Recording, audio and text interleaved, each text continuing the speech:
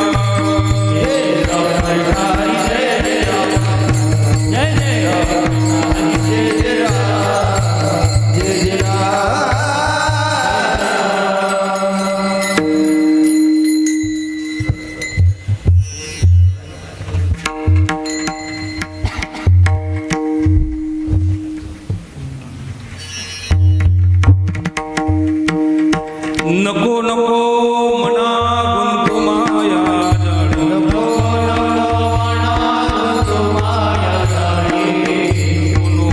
मना गुंतू माया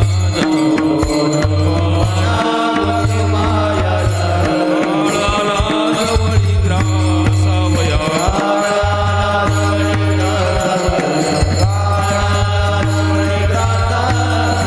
नको नको मना गुंतू माया जाळी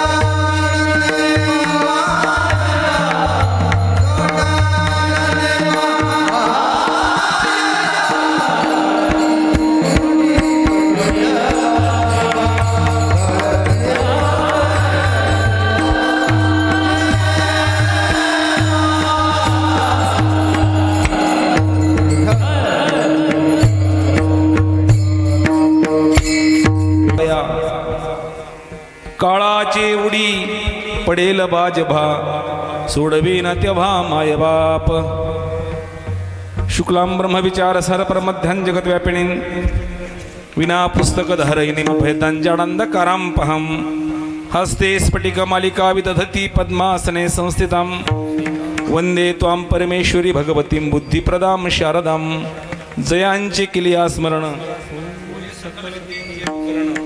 तेचे बंधू श्रीचरण श्री गुरूंचे ते नमस्कारुणे आता जिथ ज्ञान विज्ञान संजीव होते जिथे योग विद्येस सामर्थ्य येते जिथे मानवाला मिळे मोक्षगाथा तुझ्या पायरीसी सदा नम्र माथा पांडुरंगा करू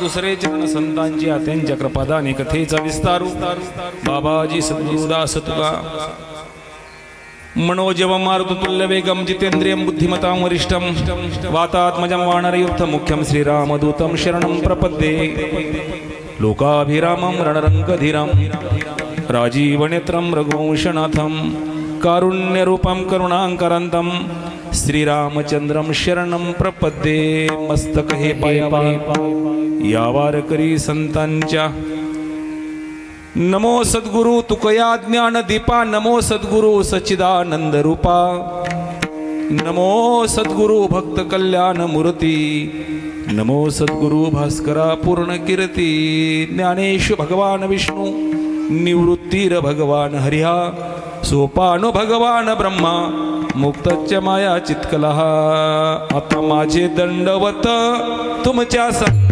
चरणासी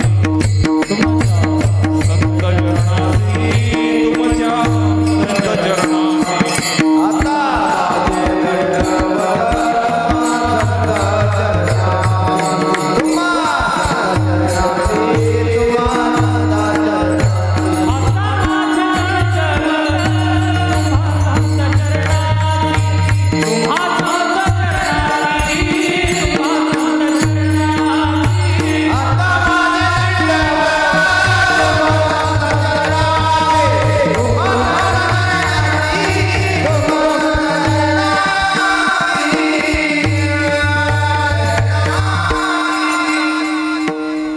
नको नको मना गुंतू माया जाळी, काळ आला जवळी ग्रासावया, काळाची उडी पडेल बा जेव्हा, सोडवे न तेव्हा माये बाप. प्रस्तुत कीर्तनरूपी सेवे कीर्तन वडील अभंग.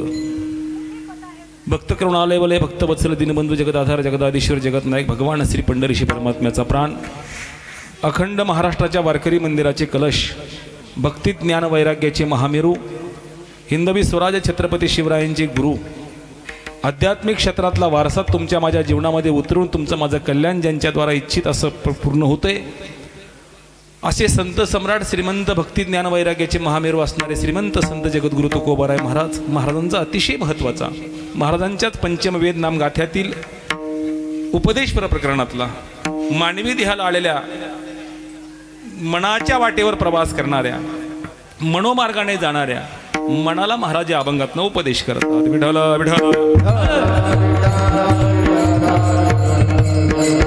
अभंग जगद्गुरु श्रीमंत तुकोबाराय महाराजांचे अभंग 4 चरणाचे अभंग जवळजवळ सगळ्यात माझ्या सहकारी महाराज मंडळीच्या पाठ्यातला मुखोगत आहे.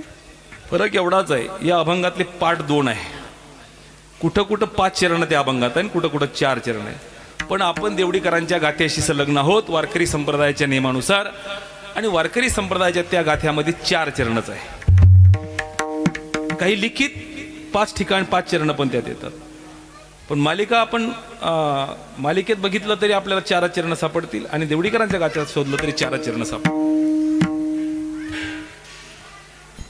या अभंगाच्या द्वारा कीर्तनाच्या माध्यमातून तुम्हाला उपस्थित मायबापांच्या चरणी नतमस्तक होऊन भगवत चरण ही कथा समर्पित करण्याकरता किम निमित्ताने आपण एकत्रित झालो ते सर्वांना ठाऊक आहे, माहित आहे, कल्पना आहे.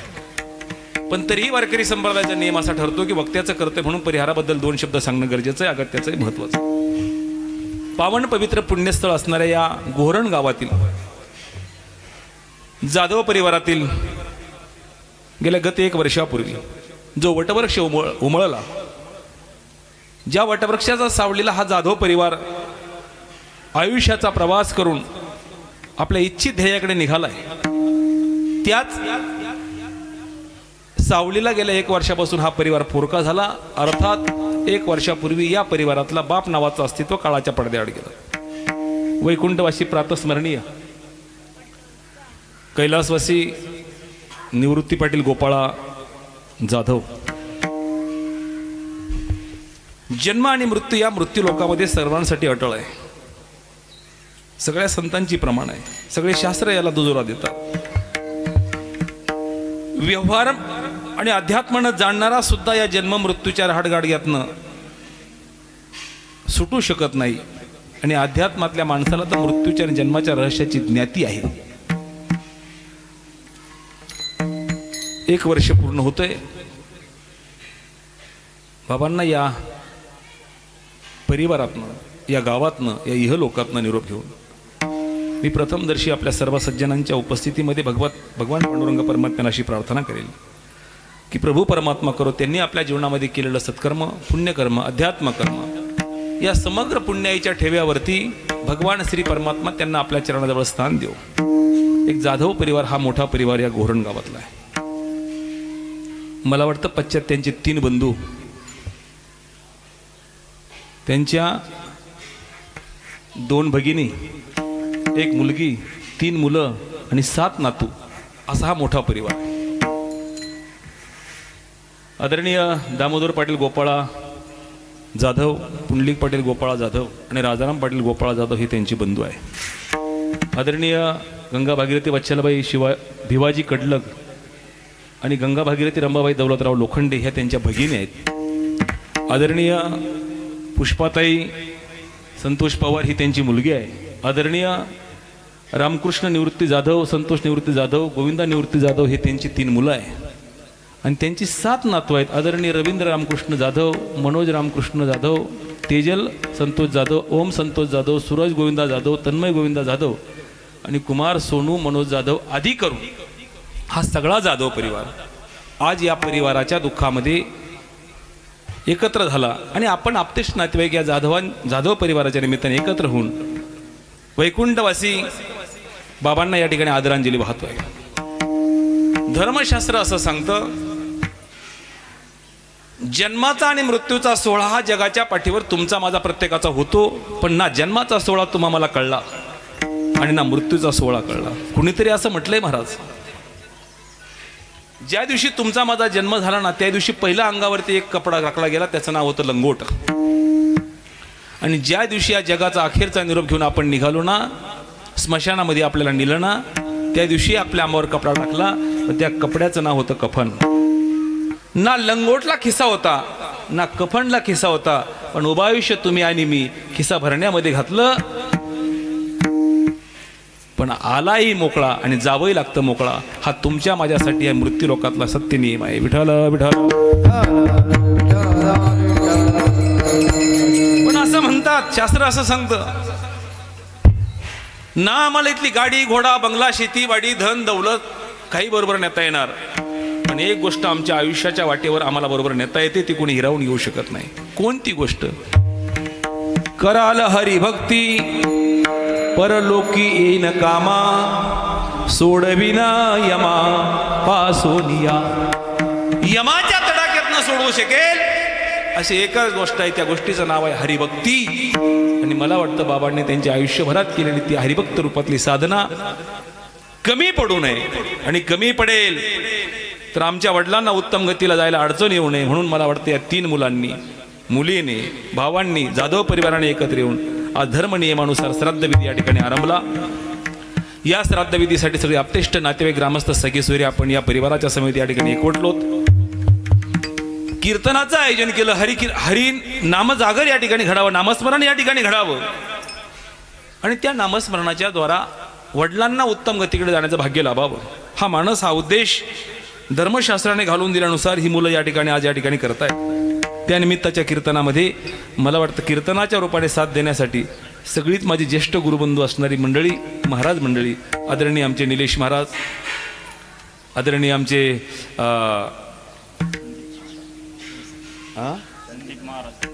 संदीप महाराज हरणुलकर, आदरणीय आमचे संदीप महाराज, गोरणची असणारी तर सगळी टाळकरी मंडळी आणि परिसरात नाही आलेली काही पाहुणी मंडळीपैकी टाळकरी मंडळी, भाळ्याची असणारी टाळकरी मंडळी, गौरूंचीच मंडळी चांगलं आहे. त्याही बालगोपाळांचे मनपूर्वक धन्यवाद. आणि मृदुंग क्षेत्रामध्ये या परिसरामधलं एक चांगलं नाव, या गावाचं वैभव, आदरणीय आमचे बंडू भाऊ टेकनर, बंडू महाराजांचे मनापासून धन्यवाद. विनयकरांपासून सगळ्या टाळकरांच्या चरणरविंदाला साष्टांग दंडवत करतो. साऊंड सिस्टीम अतिशय सुंदर आहे. मला वाटतं ईश्वरी साऊंड सिस्टीम कळमदरेकर, कळमदऱ्याची म्हणजे आपल्याच चांदवड तालुक्यातली आहेत नाही का, त्यांचेही मनापासून आपल्या सगळ्यांच्या वतीने धन्यवाद व्यक्त करतो. चांगला आवाज त्यांच्या सिस्टीमच्या माध्यमातून आपल्या सर्वांपर्यंत पोहोचतो आणि तो शेवट कीर्तनाच्या होईपर्यंत पोचेल अशी अपेक्षा ठेवतो. आपल्याला कोटी कोटी धन्यवाद देतो. मला वाटतं कीर्तनाच्या रूपाने आपण काय मांडणार आहोत, काय बोलणार आहोत. वडिलांच्या स्मृतीला उजाळा मिळावा म्हणून ह्या परिवाराने हा खटाटोप ह्या ठिकाणी सगळा केला. आणि वडिलांच्या आठवणी सदैव स्मरणात राहाव्या म्हणून सध्या कालाय तस्माय नमा, कालाच्या ओघामध्ये जे परिवर्तन घडते त्या परिवर्तनाच्या अनुषंगाने आपल्या वडिलांच्या श्राद्धाच्या निमित्ताने संपन्न झालेलं कीर्तन हे महाराष्ट्रभर पोहोचावं म्हणून मला वाटतं शूटिंगही या ठिकाणी कीर्तनाची होते. शूटिंग करणारे मला वाटतं काय नाव चॅनलचं त्यांच्या, विठूचा सोहळा, त्यांचेही विठूच्या सोहळ्यात विठूचा सोहळा शूटिंग करण्यासाठी त्या ठिकाणी आहेत. मी त्यांनाही कोटी कोटी धन्यवाद आपल्या सगळ्यांच्या वतीनं देतो. मनपूर्वक त्यांनाही शुभेच्छा आपल्या सगळ्यांच्या वतीनं देतो. आपण सगळी सज्जन मंडळी, ग्रामस्थ असाल, परिसरातली असाल, या परिवाराचा स्नेह संबंध असणारी आपतेष्ट नातेवाईक असाल, आपल्या सर्वांच्या चरणारविंदाला साष्टांग दंडवत करतो. कीर्तनाकरता मला दिलेला वेळ, कीर्तनाकरता म्हटलेला अभंग आपल्या सर्वांच्या साक्षीने या ठिकाणी म्हटला. या अभंगाची भूमिका तुकोबर आहे, उपदेशात्मक मांडतो. उपदेश कुणी करावा, उपदेश कुणाला करावा, उपदेश करण्याचा अधिकार असणाऱ्याने उपदेश करावा आणि उपदेशाची गरज ज्याला आहे त्याला करावा. उगाच ज्याला गरज नाही त्याला उपदेश केला की तो व्यर्थ जातो. नाही, उगाच उपदेश करण्याचा अधिकार नसेल आणि त्याने उपदेश केला तरी व्यर्थ जातो. नाही, दोघही गोष्टी ठीक आहे, पण उपदेशाचा विषय योग्य नसेल तरी उपदेश व्यर्थ जातो. या तीनही गोष्टीचा समन्वय म्हणजे उपदेश करणारा योग्य, उपदेश ज्याला करायचा आहे तो अधिकारी आणि उपदेशाचा विषय महत्वाचा असेल तर मला वाटतं त्या तीनही गोष्टीला मोल आणि महत्त्व प्राप्त होतं. या अभंगामध्ये तीनही गोष्टी मोलाच्या आहेत. विठ्ठल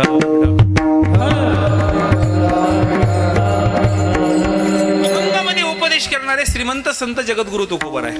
ऐका हा, उपदेश करणारे तुकोबर आहे. किती मोठे, मोठ्याने उपदेश करावा.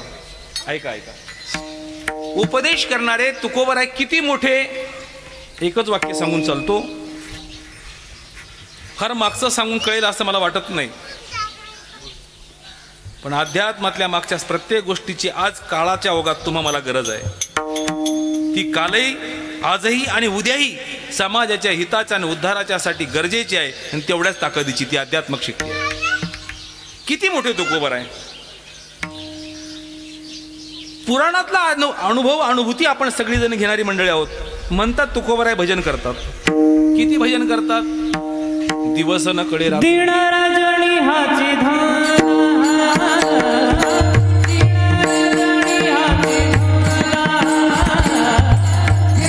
हाची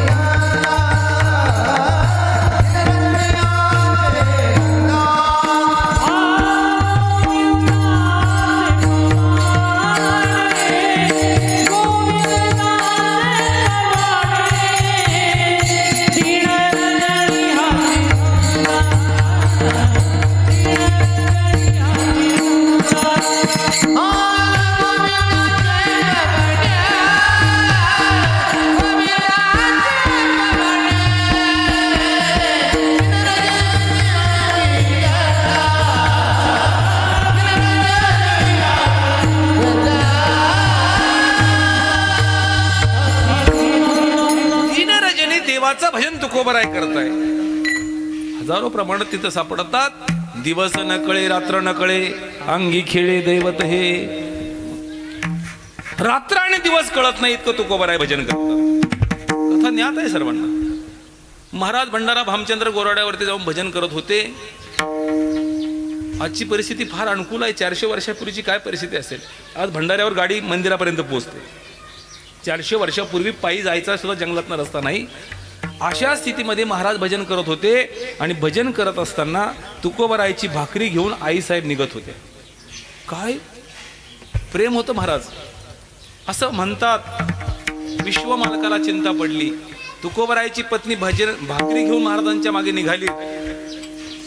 हे तुकोबरायच्या बाबतीत घडू शकतं. महाराष्ट्रामध्ये 80,000 कीर्तनकार आहे. किती. मला नाही वाटत एखाद्या कीर्तनकाराला घरून बाई म्हटली डबा घेऊन जा. सुनील भाऊ, तुकोबरायच्या भाकरी घेऊन आईसाहेब निघत होत्या. कुण्या डोंगरावर महाराज गेले असतील तर मातीला कान लावल्यावर कळत होतं या वाटेने तुकोबराय गेले. कारण माती विठ्ठल विठ्ठल म्हणत होती. काय भक्तीची उंची होती. आईसाहेबांच्या पायात काटा मोडला. महाराज किती मोठे मला एवढं सांगायचं आहे. आईसाहेबांच्या पायात काटा मोडला. विश्वाचा मालक, जगाचा करता करविता, ब्रह्मांडाचा चक्र सांभाळणारा भगवान श्री परमात्मा स्वतः येतो आणि आईसाहेबांच्या पायातला काटा एक गुराखी म्हणून काढतो. ज्यांच्या बायकोच्या पायातला काटा काढण्यासाठी विश्वाचा मालक येतो त्या बाईचा पती महाराष्ट्राच्या वारकरी संप्रदायाच्या मंदिराच्या कळश म्हणून शोभतो. ते संत श्रेष्ठ श्रीमंत तुकोबराय किती मोठे, किती मोठे. सांगू पुढे. आज 2026 आहे ना. आता 26 सुरू झालंय. 16व्या शतकामधली घटना आहे. 450 वर्षापूर्वीची. महाराजांनी अभंगाचा गाथा लिहिला. तेव्हाही समाजातला त्रास देणारा वर्ग जिवंत होता आणि आजही आहे. चांगलं करणाऱ्याच्या वाटेला अनेक प्रकारचे संकट अडचणी होत्या. आजही आहे, उद्याही राहतील. जशी चांगली माणसं जन्माला येतात तशी तीही जन्माला येतात. त्या सृष्टीचं समतोल चक्र राखण्यासाठी त्यांचीही गरज आहे. असू द्यात. महाराजांच्या अभंगाच्या वह्या इंद्रायणी डोहामध्ये बुडवल्या गेल्यात. महाराजांनी गाऱ्हाणं कुणापुढे मांडलं नाही. पण ज्याच्या नावाने भजन केलं, ज्याच्यावर विश्वास आहे, ज्याच्या भक्तीमध्ये जीवन समर्पित केलंय, त्याला सांगितले गेलंय ते तुकोबरायांनी, तुझं वाटे आता ते करी अनंता. तुका म्हणे संता लाज माझी, माझी सर्वस्व लाज तुझ्या हातामध्ये आहे.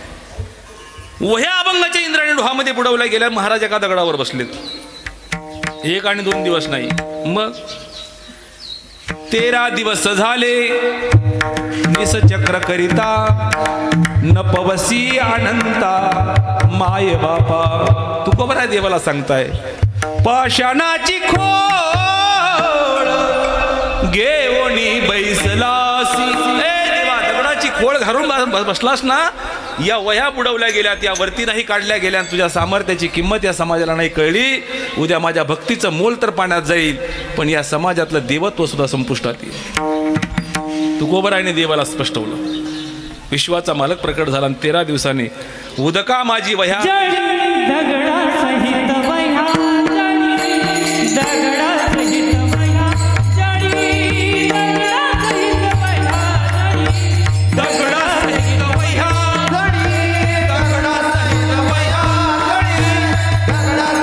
वह्या,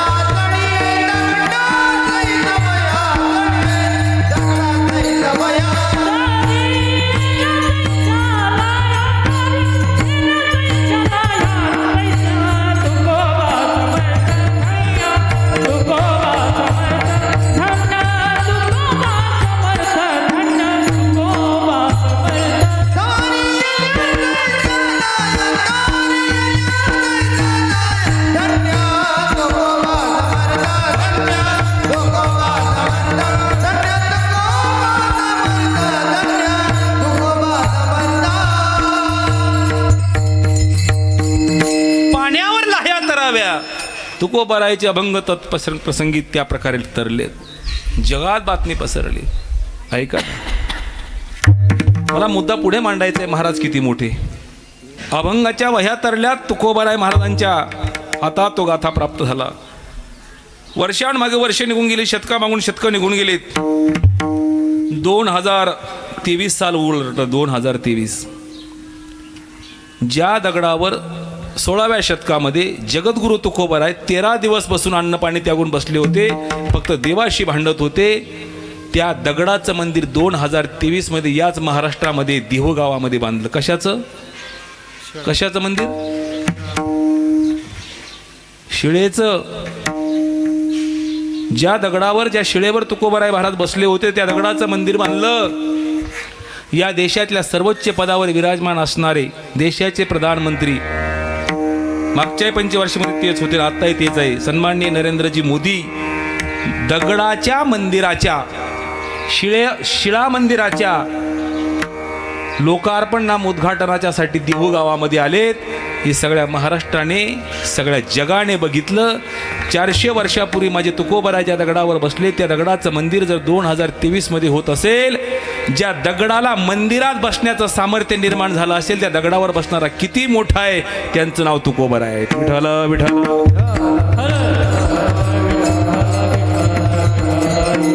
हे तुकोबाराय उपदेश करताय, पण उपदेश कुणाला करताय? उपदेश कुणाला करताय?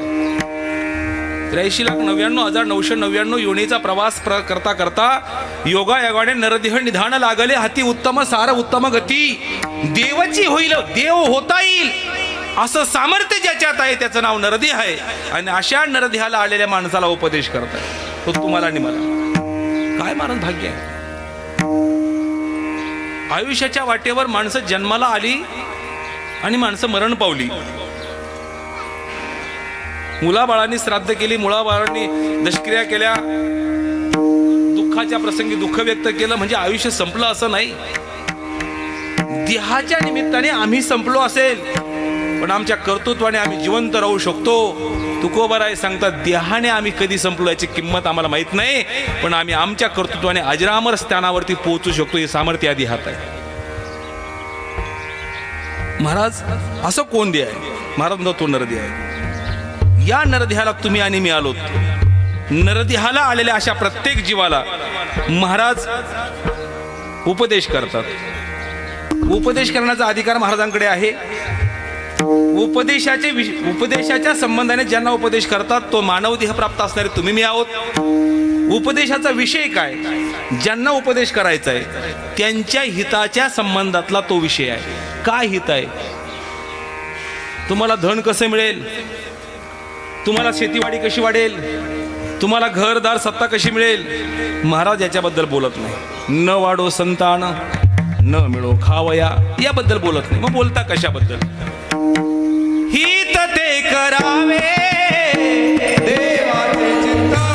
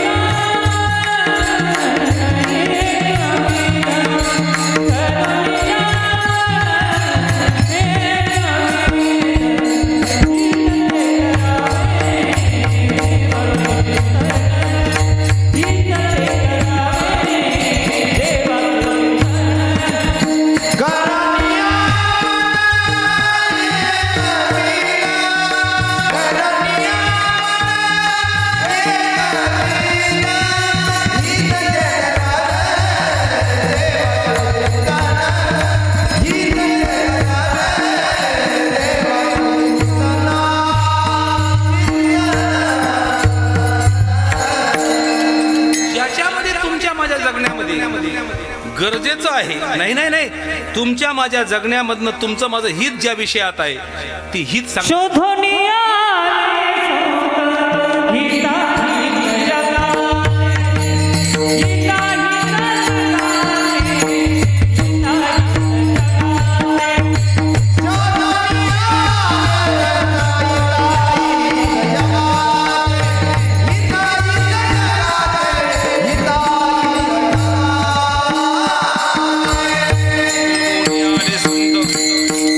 हित जगाचं हित कशात आहे? मला हित जगाचं कशात आहे हे फक्त संताला कळलं. तुम्हाला आणि मला नाही सापडलं ते. नाही नाही नाही नाही, महाराज म्हणतात खूप प्रमाणात सापडतील.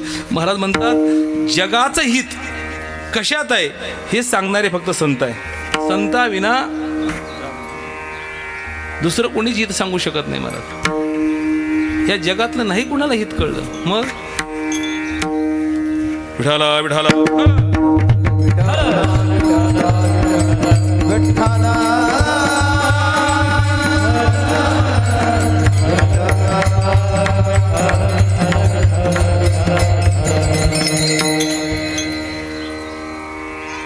मायबापांनी आपल्याला जन्माला घातलं.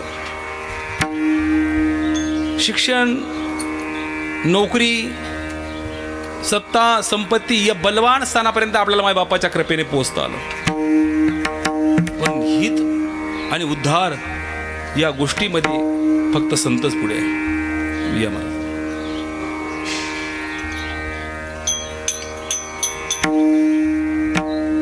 बोध दिला मज सांगा ते, मार्ग दाविला नीट, भ्रांती ही समूळ गेली, दिसू लागली वाट. नाचत प्रेम छंदे चालू लागलो सपाट, एका जनार्दनी पावलो पंढरी पेठ. तुम्ही संत माय बाप एवढा उपकार करा, न्यामज तेथवरी दाखवा दिनाचा सोयरा. हे करू शकतात फक्त संत. जीव नाही, बाकी ठिकाणी जमेल. बाकी सुनील भाऊ, ज्याचा वशिला त्याचा कुत्र काशीला आहे. बाकी ठिकाणी वशिल्यावर सगळं जमतंय.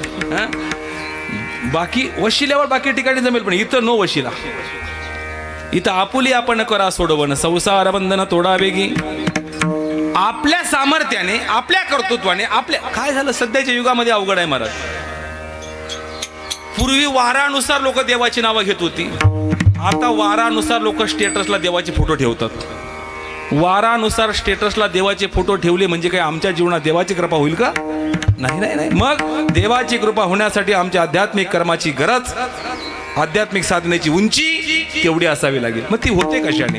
ऐका ना, या भूतलावरती प्रपंचाचा रथ ओढण्यासाठी, गाडा चालवण्यासाठी गरज आहे देहाची. आणि भक्ती क्षेत्रामध्ये परमार्थाच्या जवळ परमात्म्यापर्यंत पोहोचण्यासाठी गरज आहे ती मनाची. विठ्ठल विठ्ठल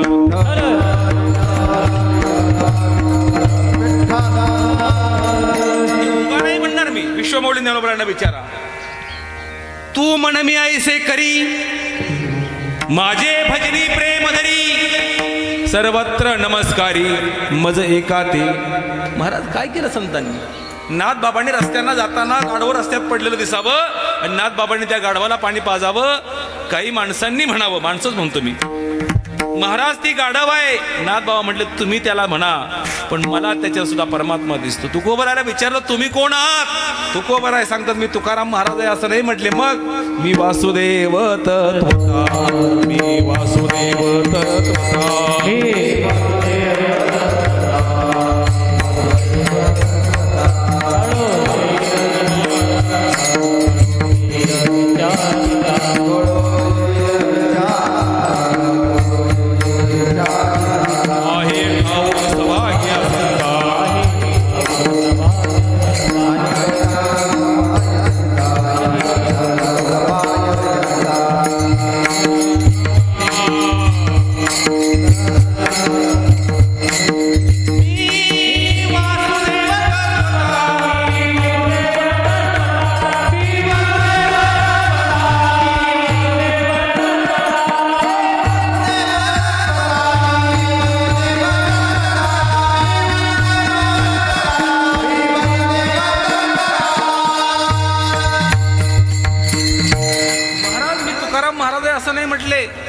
महाराज म्हणतात मी वासुदेव तत्वता कळो येईल विचारिता. या तत्वामध्ये सर्वांतर्यामामध्ये परमात्मा रूपामधनं परमात्मा दिसावा. एवढ्या उंचीवर तुकोबर आहेत. वृक्षामध्ये तुकोबराला देव दिसावा, पक्षामध्ये दिसावा, दगडात दिसावा, मातीत दिसावा. आपल्याला देवातला देव दिसत नाही, ही मोठी शोकांतिका आहे. आम्ही देहाने कुठं आहोत याला किंमत नाही. आम्ही देहाने कुठं आहोत याला किंमत नाही. आम्ही मनाने कुठं आहोत याच्यावर आमचा परमार्थ आहे. विठ्ठल विठ्ठल.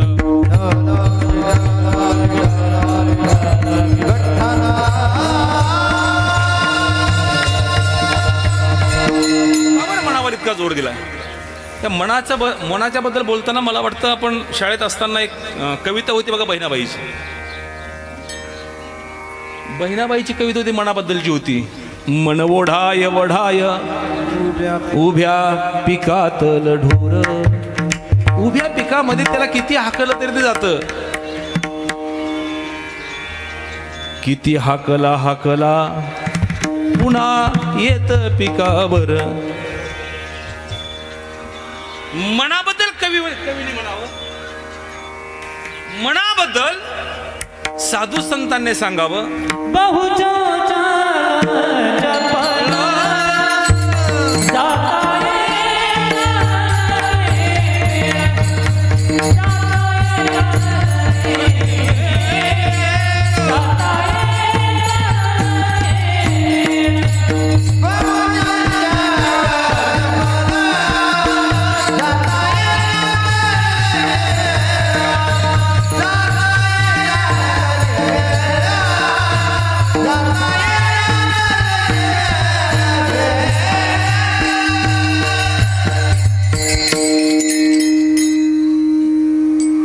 आपल्याला वडाळीला जायचं आहे. सुनील भाऊ, वडाळीला किती वेळ लागला अंदाज येत ना?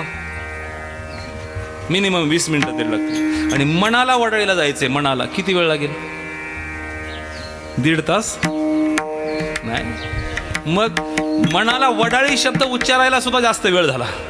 वडाळी भुई शब्द उच्चारायला सुद्धा वेळ जास्त झाला, तर मन पोहोचलो सुद्धा तिथं. मनाची चंचलता, महाराज म्हणतात चंचली मन कृष्ण प्रमाती बलदडम. गीता वर्णन करते किती चंचल आहे मन.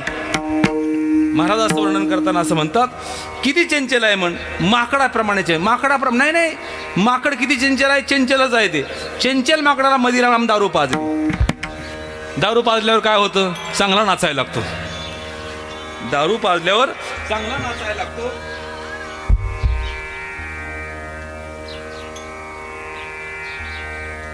अशी फार माणसं नाचत नाही.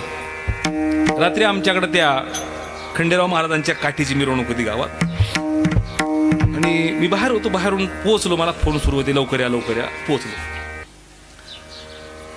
संध्याकाळी 6:30-7ची वेळ झाली. त्या मंदिराकडनं आता पुढच्या कार्यक्रमात त्यांना म्हटलं उरका उरका. ते म्हटले नाही, खरे नाचणारे आता यायला लागलेत. म्हटले का बरं? नाही म्हटले, ते अंधार पडलं की मग खऱ्या नाचणाऱ्यांचं आगमन होतं. म्हटलं उगा नाचणं वेगळं, पण ते त्या काय झालं, एका कीर्तनामध्ये एक सोबदार एकदा असं उभं होतं माझ्या बाजूला. आणि इतका नाचत होता चोपदार, इतका नाचत होता, नाचता नाचता चोपदाराला घाम फुटला. त्याची बायको पण अशी समोर बसलेली होती कीर्तनात. ती कीर्तनात काहीच म्हटली नाही. कीर्तन ओरखल्यावर ती घरी गेली. ती म्हटली, का हो आज कधीच नाही एवढं नाचत होते. म्हटलं कीर्तनामध्ये काय महाराजाबद्दल प्रेम निर्माण झालं म्हटलं तुमचं. ते म्हटले महाराजाबद्दल प्रेम नाही. म्हटले मग काय ज्यांच्या कार्यक्रमात त्यांच्याबद्दल नाही. म्हटले त्यांच्याबद्दल पण नाही. मग काय एवढे नाचले तुम्ही, पार अंगाला घाम निघेपर्यंत तुम्ही नाचत होते म्हटले. ते म्हटले काही नाही, चोपदाराचा ड्रेस घाईघाईने घातला, महाराजांनी बरोबर पटकन कीर्तनाच्या मंडपामध्ये गेलो. पण चोपदाराचा ड्रेस घालून गेलो ना, त्याच्यात एक झुरळ होतं म्हटले. आणि ते रूपा पाहता अभंग सुरू झाला आणि ते झुरळ हालायला लागलं मध्ये. झुरळ जसं जसं मध्ये फिरायचं तसं तसं मला नाचवायचं म्हटले. ते नाचवणारं कुणीतरी आहे महाराज. या संसाराची अवस्था हीच आहे. ह्या मनाच्या द्वारा माणसं नाचताय ना. लहान असताना आपण शाळेमध्ये असा एक प्रकार घडायचा बघा. ही माध्यम नव्हती, विज्ञान एवढं प्रगत नव्हतं, तंत्रज्ञान एवढं प्रगत नव्हतं 20 वर्षापूर्वी 30 वर्षापूर्वी असं गृहीत धरा. शाळेमध्ये मात्र एक दिवस असं शिक्षकांनी सांगितलं, म्हटले उद्या शाळेमध्ये आपल्याकडे करमणुकीचा कार्यक्रम आहे, उद्या अशा प्रकारचा खेळ आहे, सगळ्यांनी मात्र या. प्रत्येकाने एक 50 पैसे. तेव्हा 50 पैशाला किंमत आहे. आता जी 100 रुपयाला किंमत, ती 50 पैशाला किंमत आहे. येताना 25 पैसे 50 पैसे 10 ज्याला जसे आणतील तशी वर्गणी सगळ्यांनी घेऊन या. सगळे विद्यार्थी वर्गणी घेऊन शाळेमध्ये पोहोचले. शाळेमध्ये कार्यक्रमाला सुरुवात झाली. असं स्टेज मांडलेलं आहे. स्टेजच्या पाठीशी एक पडदा असा लावलेला आहे. पडद्याच्या समोर टेबल ठेवलेला आहे आणि टेबलाच्या समोर सगळे विद्यार्थी रूपात आपण बसलेलो आहोत. ऐका हा, सगळे विद्यार्थी रूपात आपण असं बसलो आहे. टेबलावर बाहुल्या मांडल्या होत्या. बाहुल्या ऐकताय ना सगळे तुम्ही? मागची मंडळी ऐकायला येतं ना. बाहुल्या मांडल्या टेबलावर, बाहुल्या. आणि त्या बाहुल्या नाचायला लागल्या. जस जशा बाहुल्या नाचायच्या बंडू दादा, तस तशी आपण सगळी मंडळी, मी पण त्यातच आहे, सगळी मंडळी लहान वयामध्ये होतो आपण, मुलं होतो, विद्यार्थी दशेमध्ये होतो आणि खालून टाळ्या वाजवत होतो आपण. कशाबद्दल रावडकर, कशाबद्दल? बाहुल्या. जेवढ्या आजही नाचणाऱ्यांच्या समोर टाळ्या वाजवणाऱ्या आहेच ना, त्या बाहुल्या नाचत होत्या आणि टाळ्या वाजवत होते. माझा प्रामाणिक प्रश्न तुम्हा मायबापांना असा आहे, आपण बालवयात होतो, टाळ्या वाजवत होतो, पण का वाजवत होतो? बाहुल्या नाचत, बरोबर ना? बाहुल्या नाचत होत्या म्हणून. मी आता पुढचा प्रश्न मायबाप तुम्हाला असं विचारतो, बाहुल्या नाचत होत्या की नाचवल्या जात होत्या? काय जरा जोरात बोला. हे जरा रेकॉर्डिंग चालू, रेकॉर्डिंगमध्ये म्हणून कळलं पाहिजे, खालच्यांना ऐकायला जाते बुवा. हां, बाहुल्या नाचत होत्या की नाचवल्या जात होत्या? नाचवल्या. हे कळलं कधी आपल्याला? खरं सांग, कळलं कधी? त्या दिवशी कळलं का? नाही. त्या दिवशी कळलं असतं, आम्ही त्या दिवशी शिक्षकांना सांगितलं असतं, सर या बाहुल्या नाचत नाही, नाचवल्या जात आहे, तुम्ही आम्हाला फसवताय, म्हटलं असतं की नाही? आपण त्या दिवशी टाळ्या वाजवत होतो, हे आमचे 25 पैसे वर्गणी घ्या सर, आम्हाला हा कार्यक्रम आवडला म्हणत होतो. माझा दृष्टांत संपला.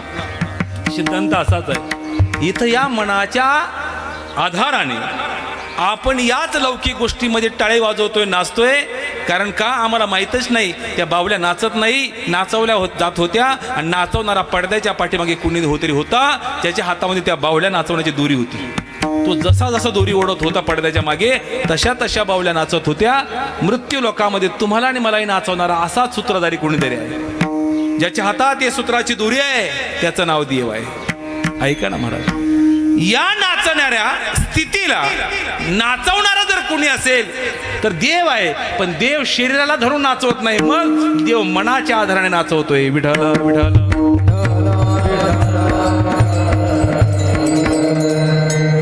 मी असं म्हणेन, पुरुष मंडळी बसली मात्र सावलीला, पण काही मावल्या पाहुण्या मंडळी महिला आहेत, ते मागणं आल्या मागं बसल्यात. पुढे जरा जागा आहे, महिला मंडळ तुम्ही थोडं पुढे सारखं सर.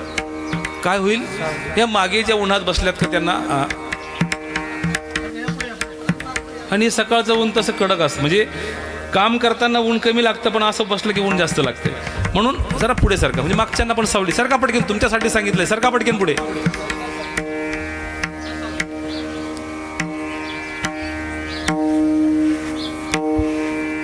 या पुढे.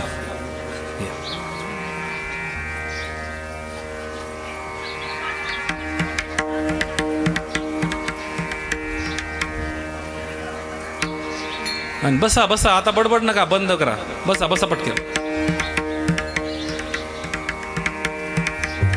विठाला विठाला विठाला विठाला विठाला.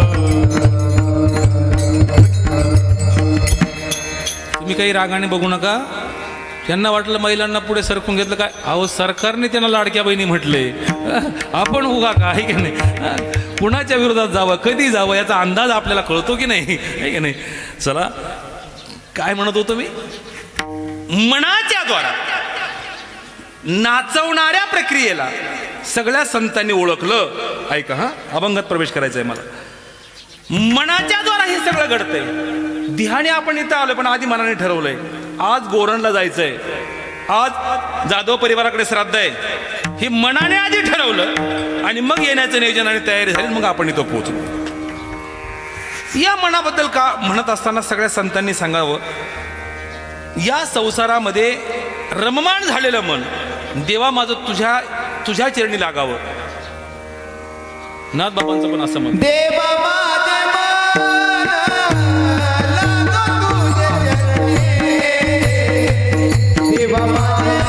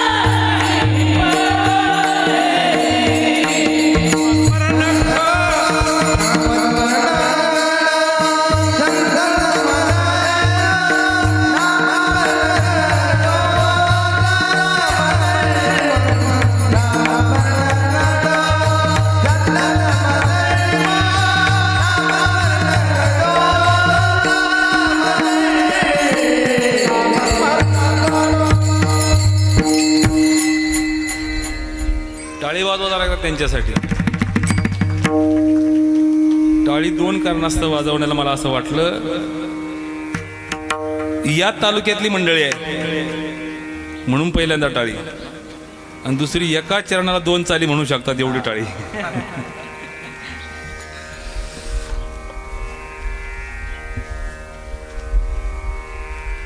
नाथ बाबांचं प्रमाण आहे.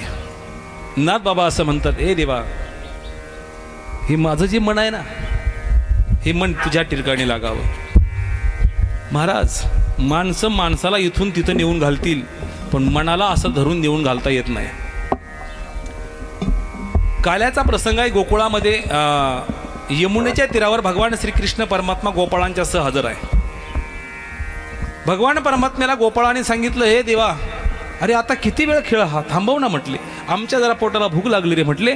खेळ थांबवण्यासाठी सगळे गोपाळ देवाला सांगू लागले. देवाने मान्य केलं, कृष्ण कन्हैयाने मान्य केलं. गोपाळांना देवाने सांगितलं, एक काम करा, सगळ्यांच्या शिदोऱ्या माझ्याकडे आणा आणि तुम्ही आपापल्या गायी वळून आणा म्हटले. गोपाळाने सांगितलं, देवा आम्ही सगळ्या गायी वळून आणायला तयार आहे, पण एक गाय आहे ती आमच्या बापाच्याने आम्हाला आठवत नाही. काय त्या गायीचं नाव? मणेरी नावाची गाव. तू का म्हणे तू राख रे मणेरी, येर त्या गाई आम्ही ओळू. मणेरी नावाची गाय आहे. गोपाळ म्हणतात, ती आम्हाला आठवत नाही रे, ती चंचल आहे रे, ती फार भयानक आहे. तिच्या महाराज हरिपाठात पण म्हणतात ना, जो त्या मनाच्या मार्गाने गेला तर सगळ्या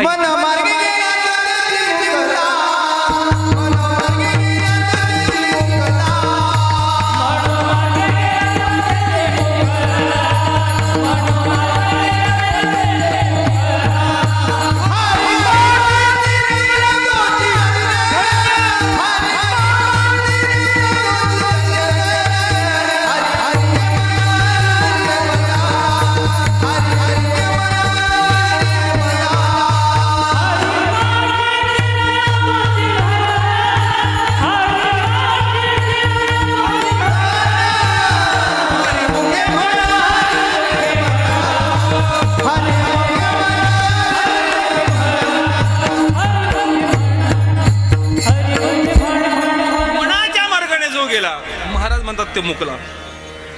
मनाच्या मनोमार हरी विठाल विठाल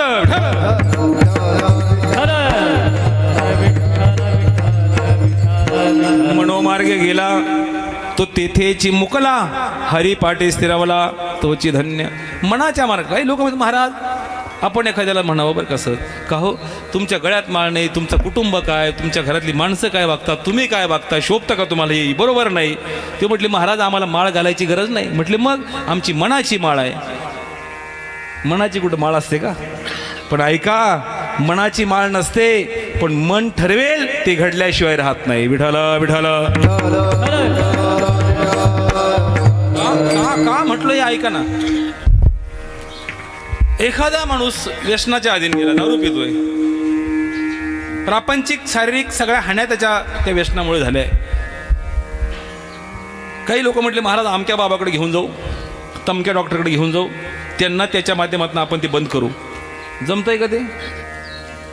जर इंजेक्शन मारून दारू बंद झाल्या असत्या, या माझ्या माय माऊलीने, जिचा नवरा दारू पितो, तिने मंगळसूत्र विकलं असतं, पण त्याला इंजेक्शन मारून दारू बंद केली असते. खरं आहे की नाही? हे इंजेक्शन मारून दारू बंद होत नाही. त्या प्रक्रिया ठीक आहे, यांच्याकडे गेलं का तसं होईल, तसं केलं की तसं होईल, पण मनाने ठरवल्याशिवाय ती प्रक्रिया घडत नाही. मन हे सगळ्यात बलवान आहे, इंद्रियाचा राजा आहे. या देहातल्या सगळ्या इंद्रियाचा राजा आहे. सगळ्या संतांनी शास्त्रांनी सुद्धा मनावरच भर का दिला. या परमार्थाची उच्चांक अवस्था गाठायची असेल तर पहिल्यांदा मन आकळावं लागेल. मन एकदा आकळलं, मन एकदा तिथं आलं की बाकी इंद्रियाला यायला वेळ लागत नाही. विठाल विठाल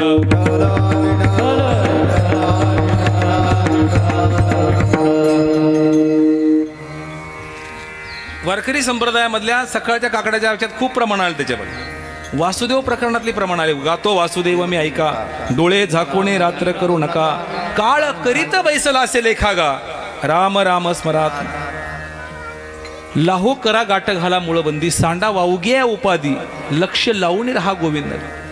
या सगळ्या उपदेशाची भूमिका जर डोळ्यापुढे उभी केली तर असं लक्षात येतं, या मृत्यू लोकामध्ये हा सगळा समाज गुंतला एकाच गोष्टीमध्ये. कशामध्ये?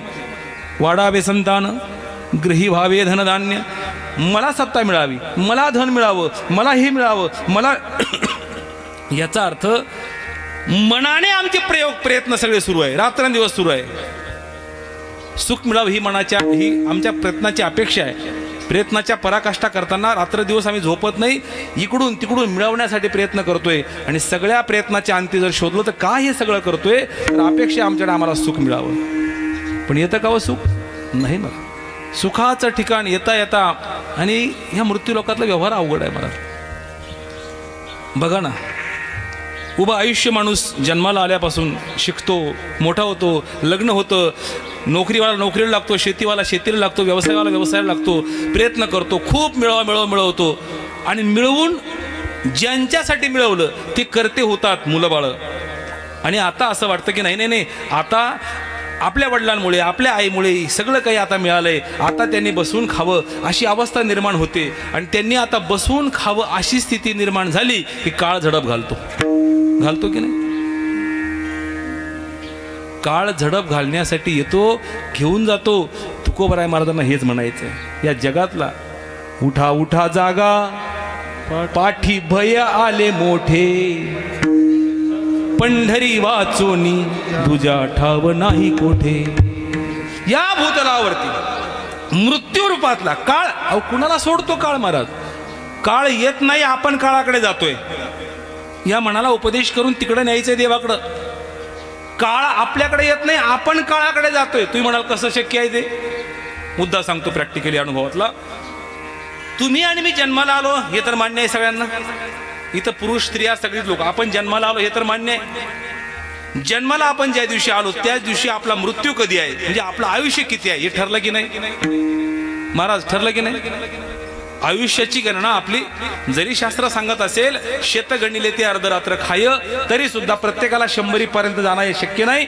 प्रत्येकाचं आयुष्य ठरलेलं आहे जे असेल ते. आज कल्पना करा, माझं वय 50 वर्ष आहे, मला जर आयुष्य 70 मिळालं असेल माहित नाही. क्या भरोसा है कल का, क्या भरोसा है इस जिंदगी का, साथ देती नहीं ओ किसी का, क्या भरोसा भरोसा है इस जिंदगी का. काय उद्याचं सांगता येईल हो? महाराजांच्या भाषेत सांगायचं ठरलं तर ग्रास गिळावया सत्ता नाही हाती. हातात घेतलेला घास अहो कितीदा घडलं असं, किती काय प्रकरण आहे काय महाराज. आम्ही एका पंक्ती जेवत होतो, हातात घास घेतला माणूस तसाच काणी झाला हो. घडत नाही का? हातातला घास तोंडात जाईल हे सुद्धा सांगता येत नाही. खाल्लेलं पोटातलं पचून उद्या सकाळी रामराम लोकांना घालायला आम्ही भेटू हेही सांगता येत नाही. एवढं भयानक काळ आहे महाराज. काळाच्या तडाख्यातनं भले भले महाराज चालता चालता निघून गेलेत. ऐका ना, आम्ही काळाकडे जातोय, काळ आमच्याकडे नाही. 50 वर्षाचं आयुष्य माझं असं काळ. माझं सांगतो, तुमचं कुठं सांगत बसू. कारण तुमचं सांगितलं का तुम्हाला राग येतो ना. एक दिवस मी कीर्तनामध्ये असंच म्हटलं, हे बघा या गावातली सगळी लोक 7 दिवसात मरणार आहे. लोक म्हटली काय कशाला बोललो, आमच्या आम्ही काय मरायला आलो की इथं? आम्ही जे गेले त्यांच्या श्राद्धाच्या दुःखद प्रसंगात आलो, आमच्या मरणाबद्दल महाराज तुम्ही बोलायला लागलेत. पुन्हा वाक्य वापरलं. लोक म्हटले कीर्तन संपल्यावर बघू महाराजाकडे. सगळ्या बाया माणसांनी पुरुषांनी सगळ्यांनी माना खाली घातल्या. पण एक म्हातारा असं माझ्याकडे वरती बघत होतं. मला अंदाज आला त्यांना ऐकायला येत नसावं. मी राहून तिसऱ्यांदा जोरात माईक मध्ये म्हटलं, हो या गावातली सगळी लोक 7 दिवसात मरणार आहे. तरी मात्र मी राहून पुन्हा विचारलं, म्हटलं बाबा या सगळ्या लोकांना मर शब्दाचा राग आला, त्यांनी माना खाली घातल्या. ते काय म्हणायचे ते मला कीर्तनानंतर म्हणतील, पण आता तरी त्यांनी ऐकून घ्यायचं ठरवलं, खाली माना घातले. तुम्हाला ऐकायला वगैरे येत नाही का? ते म्हटले ऐकायला मला अजून चांगलं येतं. म्हटले मग तुम्हाला का वाईट वाटलं नाही? ते म्हटले मला वाईट याचं वाटलं नाही की तुम्ही काय म्हटले या गावातले लोक 7 दिवसात मरणार आहे. म्हटले मी गोरांचा नाही ना. म्हटले मग मी तिकडचा आहे. म्हटलं इरडी हळद, मी गोरांच्या माणसांना मरणाबद्दल नाही म्हटलं. मग हे माझं मत नाही, विश्वमौली ज्ञानोबरायांना विचारा. ज्ञानोबराय गाव म्हटले, या गावातले लोक म्हणजे कोणत्या गावातले? गोरांचे म्हटले का? नाही नाही. मग कानमंडळाचे म्हटले का? नाही नाही. मग भाळाचे म्हटले का? नाही नाही. ज्ञानोबरायांना विचारा गाव कुठलं आहे. पाहे पा शरीराचे गावा, शरीर रूपी गाव म्हटले ज्ञानोबरायांनी. जया लागी आले पांडवा, ये कार्यार्थ आगवा सांडोनिया. शरीर रूपी गावाला जे जे कोणी आलेत ना त्या सगळ्यांना या 7 दिवसात मरावं लागेल. कोणत्या 7 दिवसात? आता चालू या 7 दिवसात नाही. मग आज कोण वार आहे? मंगळवार. एक तर मंगळवार, एक तर बुधवार, एक तर गुरुवार, एक तर शुक्रवार, एक तर शनिवार, एक तर रविवार, एक तर सोमवार. किती झालेत? आणि पुढे कोणता आहे परत? शरीर रूपी गाव. आणि हे 7 दिवस यापेक्षा मरणासाठी दुसरं स्थान नाही. विठाल विठाल. बरं टाळता येतो का मृत्यू? 50 वर्षाचं आयुष्य आज माझं आहे. 70 वर्ष मला आयुष्य मिळालं असेल. मी मोठ्या थाटामाटा सांगतोय 50 वर्षाचा झालं बरं का माझा, 50वा वाढदिवस झाला बरं का माझा, 50वा अमुक झालं बरं का माझं. पण मला माहित नाही अजून माझ्या मिळालेल्या 70 मधले माझे 50 संपून गेले, 20 शिल्लक राहिले. काय भजनासी उरले ते पाहेगा. किती नशिबात देह जाणार, नशिबात देह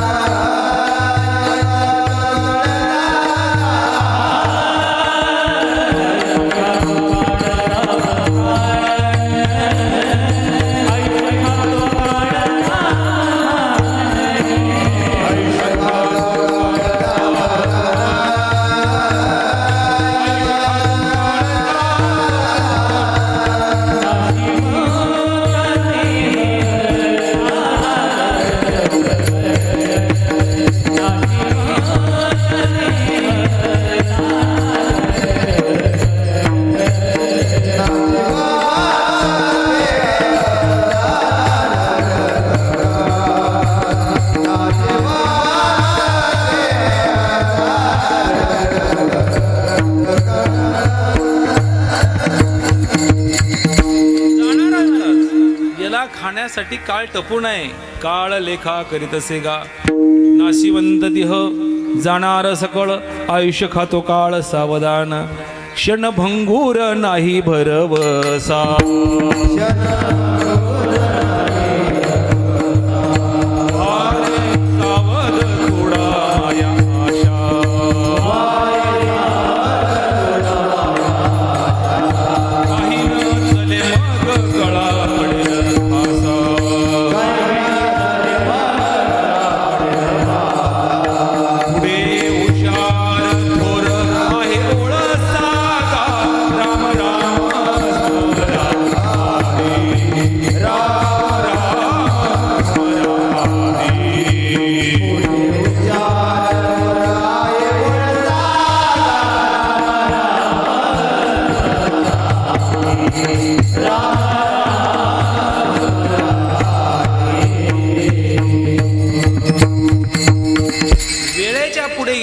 काही करता येत नाही हे सांगणारे संत आहेत. हे इथंच सांगितलं सगळं, इथं हिताचंच सांगितलं सगळं. रामायणात एक कथा अशी आली, एक दिवस गरुडाच्या घरी यम भेटायला गेला. यम गरुडाच्या घरी गेल्यानं गरुडाची आई घरी होती. गरुडाच्या आईची तब्येत जरा वयस्कर झाली होती, वृद्ध झाली होती आई. आणि आईकडे बघून यम हसला, निघून गेला. गरुड घरी आला आणि विचारलं, आई हा काय झालं, रडते का बरं? काही नाही म्हटले, काळा कुट्ट असणारा, कारण तो काळा कुट्टच आहे ना. कोण बघितलंय का तुम्ही?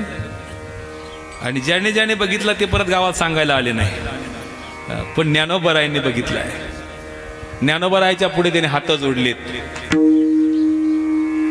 नमस्कार केला, काहीतरी काम सांगा म्हणून आज्ञा केली. जो काळ देवाच्या आदेशात आहे, देवाने सांगावं नका जाऊ तया गावा, नामधारकाच्या शिवा सुदर्शन गोवा गिरटे घाल. तो काळ ज्ञानोबराय तुकोबरायच्या पुढे हात जोडतोय. महाराज कसा आहे काळ? ज्ञानोबरायांना विचारा. निहाळी पा केवडा पसरलासी चवडा, करोनी माझी वडा कारू ग्रासे. अकराळ विक्राळ आहे म्हटले तो, काळ कुट्ट आहे म्हटले तो, आणि तो काळ आहे. गरुडाने ओळखलं, म्हटले याचा अर्थ यमदूत कोणी होता का? गरुड म्हटले 100% काहीतरी घडलंय. मग आता ते हायकोर्टात आणि सुप्रीम कोर्टात नंतर जाऊया. गरुडाने सांगितलं आईला कुठेतरी सुरक्षित ठेवणं गरजेचं आहे. गरुडाने आईला खांद्यावर घेतलं, काळ बघून गेलाय, याचा अर्थ तो हसलाय, याचा अर्थ तो येणार आहे, आपल्या आईला वाचवलं पाहिजे. गरुडाने आईला खांद्यावर घेतलं आणि 1000 किलोमीटर हिमालयाच्या एका कुशीमध्ये नेऊन ठेवलं. गरुडाने आईला तिथं ठेवलं आणि गरुड जरा बाहेर आला तर त्याला पुढे जयहरी घालण्यासाठी यमदूत भेटला. म्हटले गरुड दादा जयहरी. म्हटले कुठं निघाला? काही नाही म्हटले, इकडं ड्युटी आपल्या आत. म्हटले काल तर तुम्ही आमच्याकडे होता? हा म्हटले तुम्ही काल माझ्या घरी आलता? म्हटले आलो होतो. म्हटले घरी मी नसताना घरी पोहोचले तेव्हा तुम्ही जरा हसलात? म्हटले हो. का हसला होता? गरुडाने विचारलं. म्हटले गरुडा मला हसायचं याचं असं आलं होतं, तुझ्या आईचं आयुष्य मर्यादा संपली. म्हटले तुझ्या आईचा मृत्यू आज दुपारी 12:47 होणार आहे, पण तो मृत्यूचं ठिकाण मात्र हिमालय होतं. म्हटले मग मी काल जेव्हा तिथं गेलो तेव्हा मला कळालं गरुडाच्या आईचा मृत्यू उद्या मंगळवारी दुपारी 12:47 होणार आहे, पण गरुडाची आई इथं आहे आणि हिमालयात त्याचा मृत्यू सांगितलेला आहे. हे घडत नाही आणि या घटनेचं माझ्या मनाने मला हसू आलंय.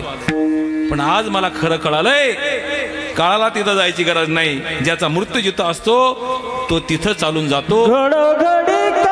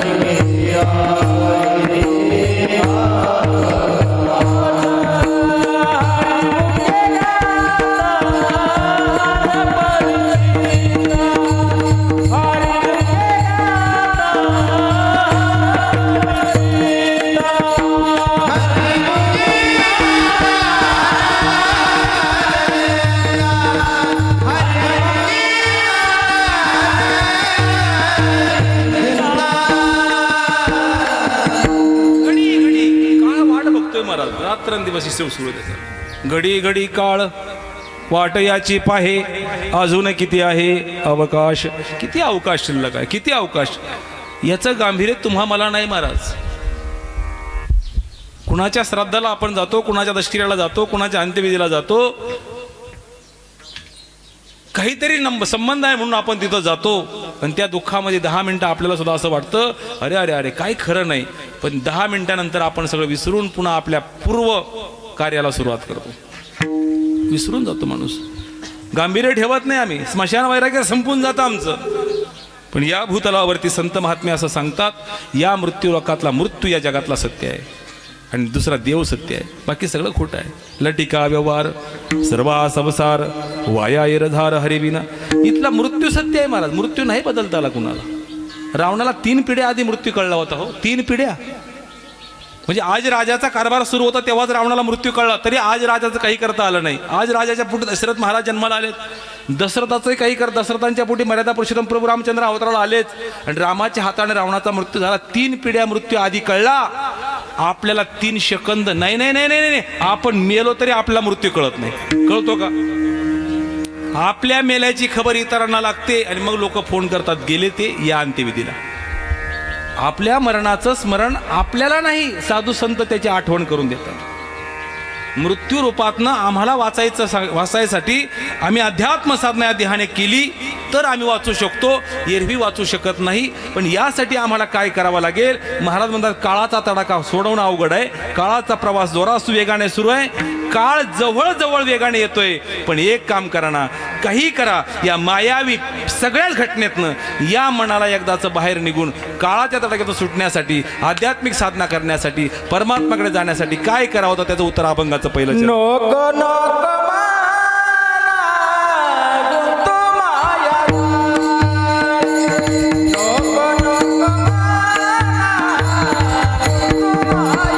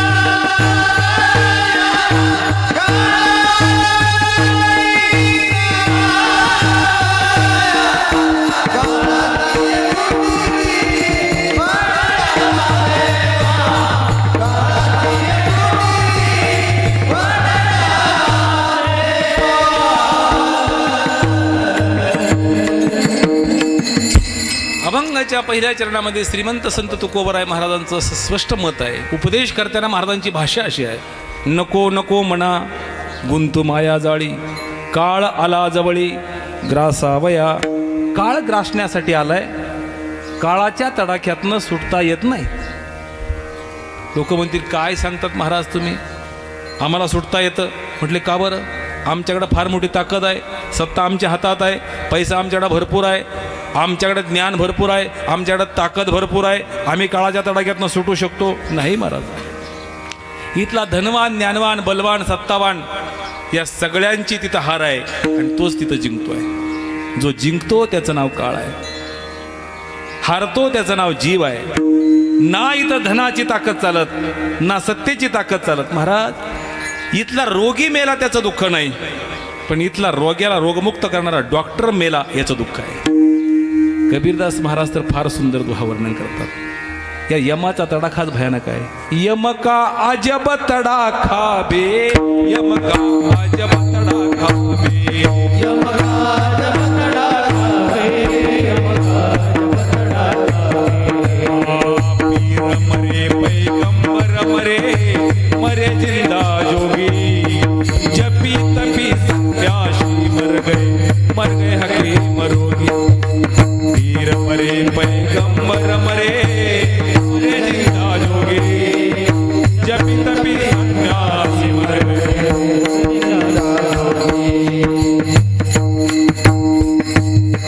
33 कोटी देवता मर गए, पड़ गए काल के फांसे. 33 कोटी देवता मर गए,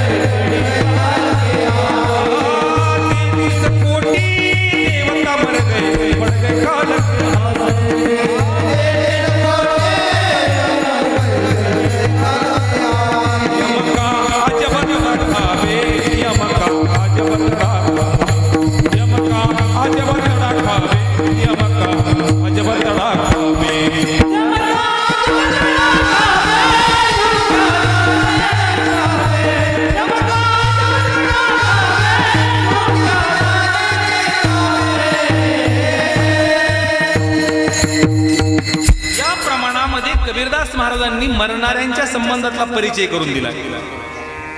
9 भी मर गए 10 भी मर गए. मर गए 33 कोटी देवता सुद्धा मेल्याचं सांगितलंय. पीर मरे पैगंबर मरे मरे जिंदा जोगी जपी तपी संन्यासी मर गए हकीम रोगी. 9 भी मर गए 10 भी मर गए सहस्राठ्याऐंशी. 33 कोटी देवता मर गए पड गए काल के फासी. याच्यातनं ही जर मंडळी वाचत नसेल महाराज तर तुमची माझी कथा कुठं मांडावी. मग तुम्ही मी शहाणं व्हावं, तुम्हा मला परमात्म्याकडे जाण्याचं भाग्य या देहाने मिळतंय ना, आणि ते कळावं यासाठी संतांचा उपदेश आहे. विठाल विठाल.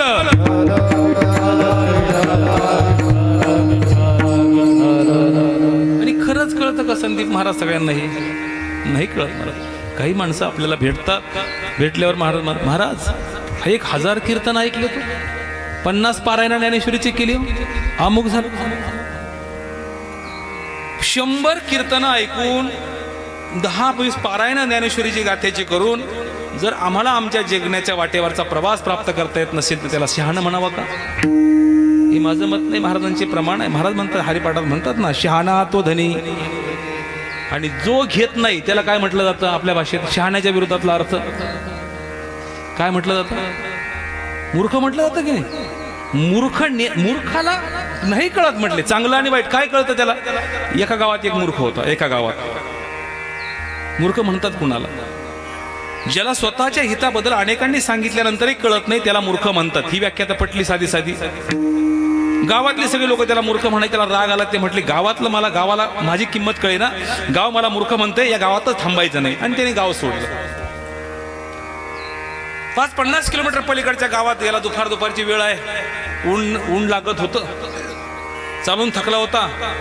आणि तेव्हा काही अशी जल जीवन मिशन नळाची योजना गावागावात नव्हती.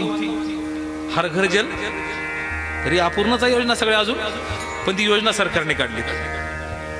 बाया महिला मंडळ पाणी विहिरीवरनं नदीवरनं कुठनं तरी आणायच्या त्या काळामध्ये. आणि काही महिला नदीवरती एक झिरा बनवून त्या नदीतल्या झिऱ्यातनं पाणी भरून आपल्या गावाकडे आणत होत्या. हा दुपारची वेळ त्या गावात पोहोचला. आणि गावात पोहोचल्याच्या नंतर त्या महिला पाणी जिथं भरत होत्या झिऱ्यापर्यंत पोहोचला. आणि त्या झिऱ्यामध्ये पाण्यामध्ये जाऊन उभा राहिला. याला पाय गरम झाले होते, अंग गरम झालं होतं, चालून थकला होता. आणि त्या झिऱ्यात जाऊन उभा राहिला. कोण? मूर्ख. हा, जरा जोरात बोलत जा. त्या झिऱ्यात जाऊन उभा राहिला. त्या 50 किलोमीटरवरच्या त्या झिऱ्याजवळ त्या गावातल्या त्या महिलांनी बघितलं. आणि त्या महिला म्हटल्या, काय मूर्ख माणूस आहे हा? तो म्हटलं, तुम्हाला सांगितलं कोणी मला मूर्ख म्हणतात असं? तुला सांगावं कशाला? तुझ्या लक्षणावरनं कळतंय तू चांगला की मूर्ख आहे. विठाल विठाल.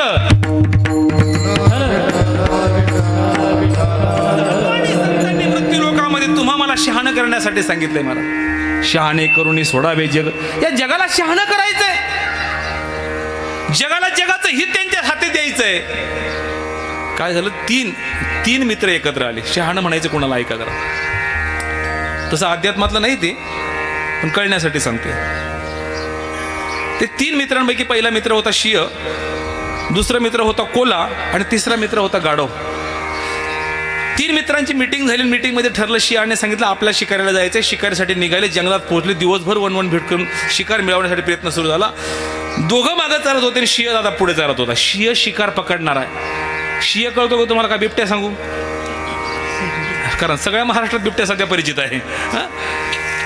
आता बिबट्या काही शेतातच भेटतो असं काही नाही. मग बिबट्या आता शहरात पण आहे. नुसता शहरात आहे असं नाही, गल्लीत आहे. नुसत्या गल्लीत आहे असं नाही, बंगल्यात घुसल्या आता बिबट्या. मला असं वाटतं त्या बिबट्यांना एक प्रशिक्षण देणं गरजेचं आहे. बिबट्यांना सांगणं गरजेचं, ज्यांच्या गळ्यात माळा नाही तेच पकड बाबा. अख्खा महाराष्ट्र माळा घालून टाकेल, तपास लागू देणार नाही. 3 मित्रांपैकी शिय पुढे चालत होता आणि दोघं मागे चालत होती. कोण? पटपट बोला. कोला आणि गाढव मागे चालत होतं.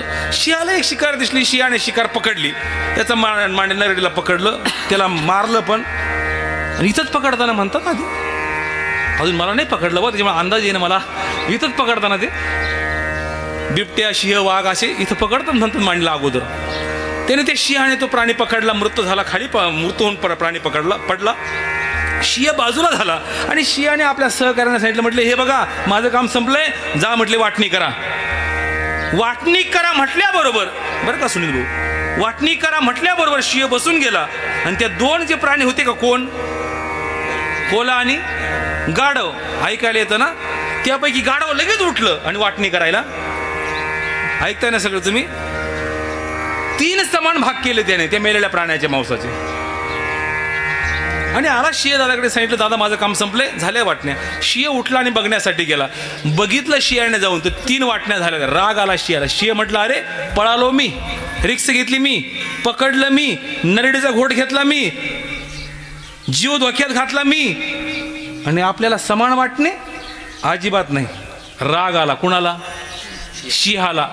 रागाच्या भरात शिया जसा त्याने झडप मारली तर गाढवाचीच जागेवर गाढवाचा कार्यक्रम. हा सगळा प्रकार एक शिल्लक राहिला त्याने बघितला. काय त्याचं नाव, काय त्याचं नाव, कोला. म्हणून की काय त्याला धूर्त म्हणतात. त्याने सगळा बघितला, गाढव मरून पडलं. आणि शिय पुन्हा खाली बसला. सांगितलं शिल्लक मित्राला कोल्याला, म्हटलं ए दादा माझं काम संपलंय, जा वाटणी करा. कोला उठला. आता 2 मेलेले प्राणी आहे आणि कोलं वाटणीसाठी गेलं. पण कोलं धूर्तच आहे महाराज, हुशारच आहे, म्हणून त्याला धूर्त म्हणताय काय. कोल्याने सारखी वाटणी नाही केली संदीप महाराज. मग एका बाजूला 70% भाग, एका बाजूला 30% भाग. वाटणी संपली. कोला शियाजवळ आला. सांगितलं दादा माझं काम संपलं, वाटणी झाली, चला बघायला. शिय बघायला गेला तर एका बाजूला 70% भाग, एका बाजूला 30% भाग. कोल्याला शिया दादाने विचारलं, म्हटले का रे अशी विषम वाटणी का बरं केली. तेव्हा शिय दादाचं उत्तर आपल्यासाठी फार गरजेचं आहे. त्या कोल्या दादाने सांगितले, शिय दादा समान वाटणी करून मरण पत्करायला मी काय गाढव आहे का. कळलं तुम्हाला. आम्हा तुम्हा सगळ्यांना संत महात्मे हे शिकवत आहे. लागून या पाया विनवितो तुम्हाला, करे टाळी बोला किंवा सांगतो तुम्हासी भजारे, किंवा आता तरी पुढे हाची उपदेश नका करू नाश. हजारो प्रमाण सापडतील.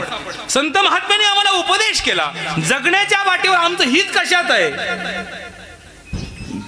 धनदारा पुत्रजन हे जर आम्हाला हित वाटत असेल तर महाराज म्हणतात बंधू स्वयरे पिशवण. पण महाराज म्हणतात आम्ही सांगतो ऐका, सर्व मिथ्या हे जाणून शरण रिघारे देवाशी. का बरं, काळाचा काल मर्यादा ठरलेली आहे. काळ प्रवासात आहे, तो आपली भेट घेण्यासाठी निघालेला आहे. आपलं ठरलेला आयुष्याचा प्रवास कधी माहित नाही आणि त्याची उडी केव्हा पडेल. काळाची ये उडी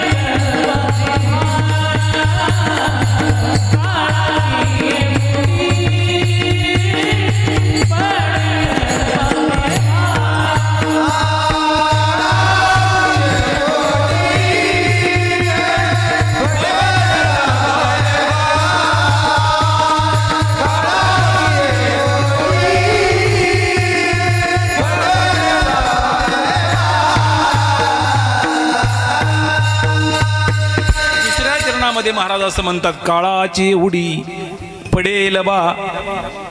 जेव्हा पडेल ना, काळाची उडी जेव्हा पडेल ना, तेव्हा कुणीच तिथं वाचवण्यासाठी येत नाही. हे उगा महाराज नाही म्हटले, अशी शेकडो प्रमाण सापडतात.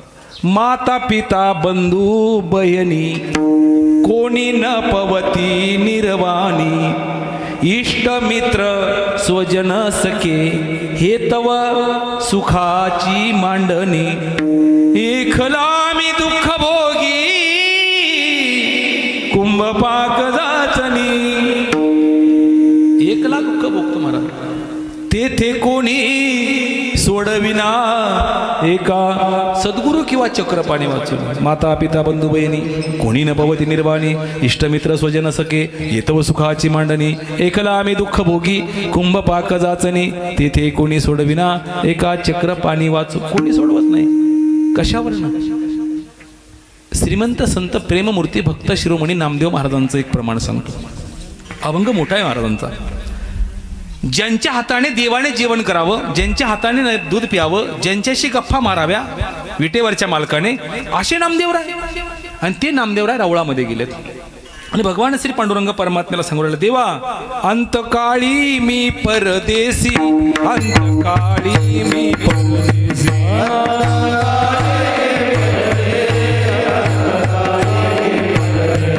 ऐसे जाणून या मानसी,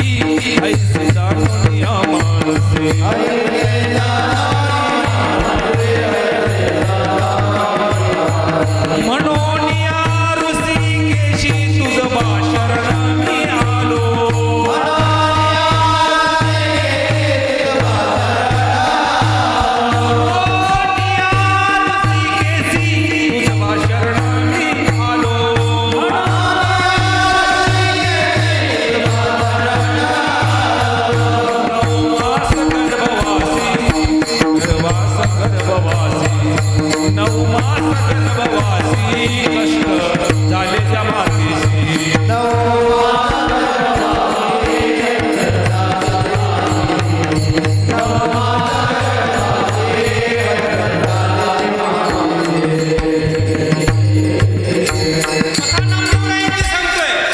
ज्यांच्या हाताने देवाने दूध प्यावं, नैवेद्य खावं, त्या नामदेव महाराजांची कथा आहे. नामदेव महाराज सांगतात, देवाला शरण गेले नामदेव, अंतकाळी मी परदेशी, ऐसे जाणोनी मानसी, म्हणून या ऋषिकेशी तुझं बामे. नामदेव महाराजांना देवाने विचारलं, म्हटले का रे आज एवढा परमार्थाच्या प्रवासामधला तू उंच स्थानावर आहे आणि तुला असं का वाटावं? नामदेव महाराज म्हटले, महाराज कळायला फार वेळ गेला आणि कळायला वेळच जातो, खूप उशिराने कळतं महाराज.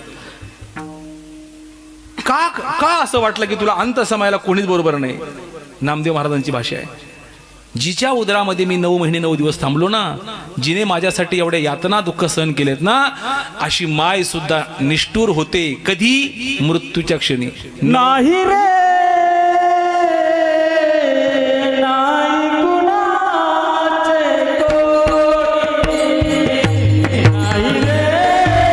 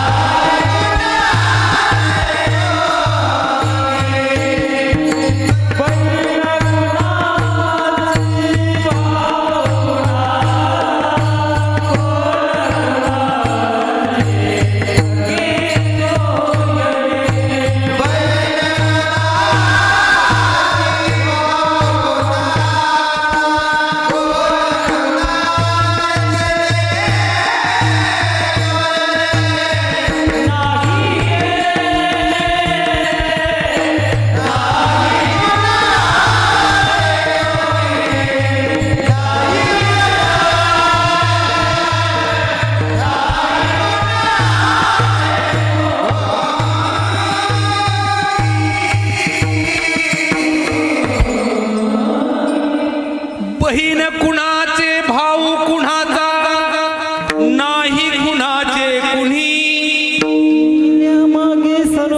मेल्या मागे सर्व राहिले, तुटतील धागे दोरे. प्राण्या मायेचा बाजार, हा मायेचा बाजार कुणीच साथ देणार नाही. शेवटचं टोक सांगू, राहती निराळी, रांडा पोरे सकळ सगळे दूर थांबतात. नामदेव महाराज ते देवाला म्हणत होते. नामदेव महाराज जिच्या कुशीत मी 9 महिने 9 दिवस थांबलो ना, ती सुद्धा निष्ठूर बनली. माझं मत नाही, नामदेव महाराजांचं प्रमाण आहे. 9 मास गर्भवासी कष्ट झाले ज्या मातेशी तीही निष्ठुर झाली अंती दूर राहिली. नामदेव महाराजांना देवाने विचारलं, महाराज तुझी एवढी नातेवाईक मंडळी तिथं आहे सगळी, मग काय तुला घाबरायचं कारण आहे? खरं सांगू, नामदेव महाराज म्हणतात, मित्र आले गोत्रज आले ते तव स्मशानाहुनी परतले टाकून या गेले मज लागे एकला. नामदेव महाराजांना देवाने पुन्हा विचार, का रे तुझी तर पत्नी चांगली सोजवळ आहे, गुणवंती आहे, तुझ्यावर प्रेम करते, मग तुला चिंता करण्याची गरज काय? हे सगळं जर तुझ्यावर प्रेम करणारं कुटुंब आहे, त्यात पत्नी तुझी आहे, मग तुला चिंता करण्याची गरज काय? नामदेव महाराजांचं तिथं प्रमाण आहे. देहग्रहाची कामिनी तिथवर राहिली भुवनी मी जळत असे स्मशानी अग्निसवे एकला. मी एकला अग्निसवे जळतोय, ती रडते दुःख करते पण जळत माझ्या बरोबर नाही. एकला मी दुःख भोगी कुंभ पाक जाचनी. महाराज म्हणतात, काळाची उडी पडेल वा जेव्हा सोडविना तेव्हा मायबाप. मायबाप रूपातला कोणी सोडवत नाही. मग कोणी सोडवत नाही का? महाराज म्हणतात, या जगाच्या पाठीवर सोडवणारा एकच आहे, अभंगाचं शेवटचं चरण. तुका म्हणे